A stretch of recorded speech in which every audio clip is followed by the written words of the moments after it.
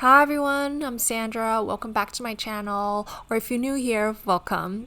I haven't exactly been posting a vlog for the past year. I know, it's insane.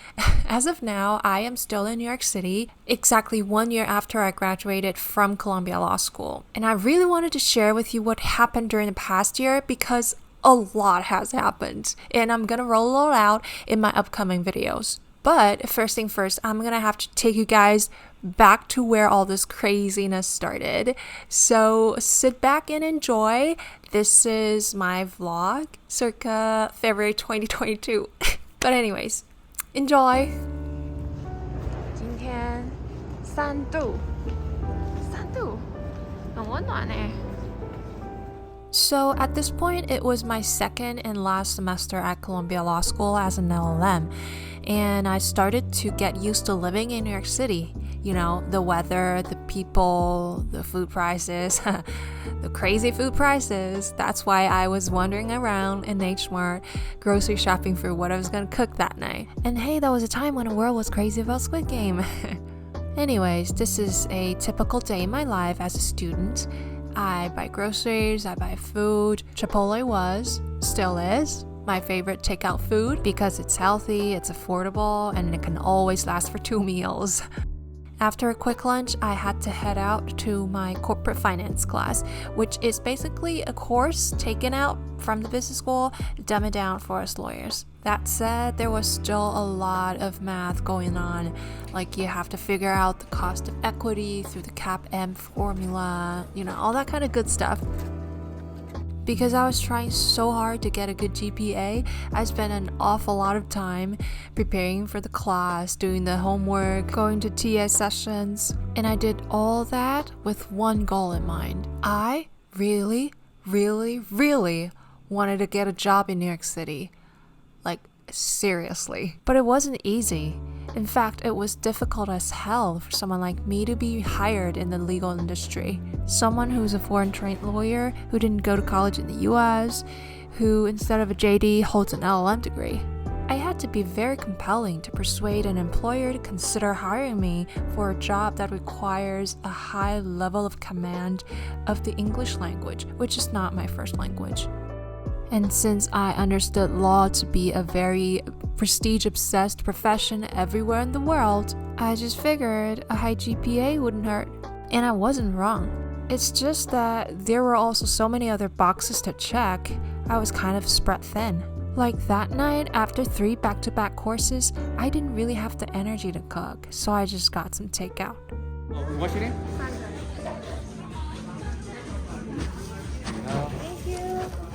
Well, this Vietnamese place on 107th in Amsterdam is not bad, you know. During my entire time in New York City, I couldn't last 3 days without eating Asian food, so this was a lifesaver. A couple of weeks later, I had a pretty interesting Zoom call. I'm good, how are you? I was having a chat with a professor whom I took a course with the previous semester. And how is DC treating you? So you all know how this works, right? You send an email to this person asking for some FaceTime, you set up a Zoom call, chat away, you talk about their career path, their experience, but most important of all, what advice they would give to you for your job hunt. Now this is code for, will you please introduce me to someone who'd be interested in hiring me? In this instance, the professor didn't give me a contact, but he did offer a piece of advice that was pretty inspiring. He said I did pretty well on my writing project and that I should put myself out there more often, whatever that means. Thank you. I was really thrilled that he said that to me because I was for sure looking for some validation. From that moment on, I made sure to attach a copy of my writing project in every single cold email that I sent out for my job hunt purpose. Spoiler alert, the attachment never worked. Nobody would open up a 6,000-word writing project. But the writing did pay off. Eventually. But that's a story for another time.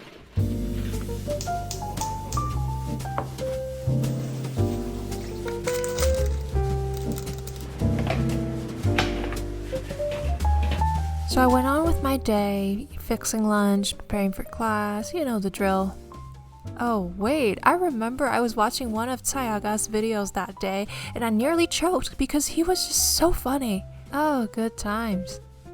Then again, I headed to class, this time to corporate M&A, which is an interesting topic, but quite frankly, sometimes it can be hard to follow. Because of all the strategies and planning it would take, launching a proxy fight or an acquisition is like playing an elaborate chess game where you have to think 10 moves ahead of your opponent. Anyways, after a short break back at my apartment, I was on my way to catch my last class of the day, real estate transactions. So, it says here, seller. You noticed how everybody in this class was just typing away while the professor spoke? That's just Colombia. Everybody's an overachiever. And you bet I was tired. After class, there was more studying, more case law, more arithmetic, more yawning, until my brain could no longer process a shred of new information. That's when I decided to go into a little self-therapy session and call it a night. 我刚刚在算数学的时候啊，我一直播了一首歌，重复播放，边写边听。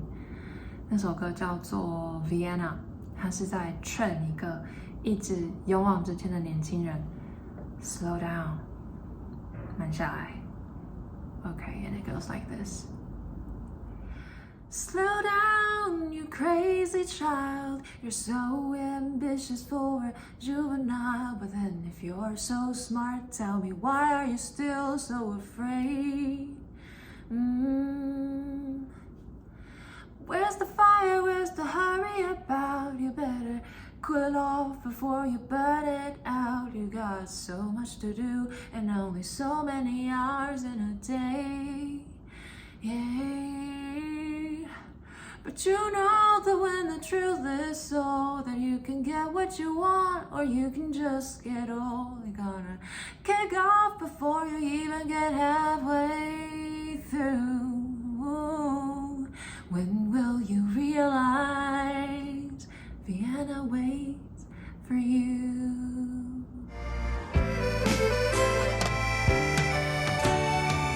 Slow down, you crazy child, and take the phone off the hook and disappear for a while. It's alright, you can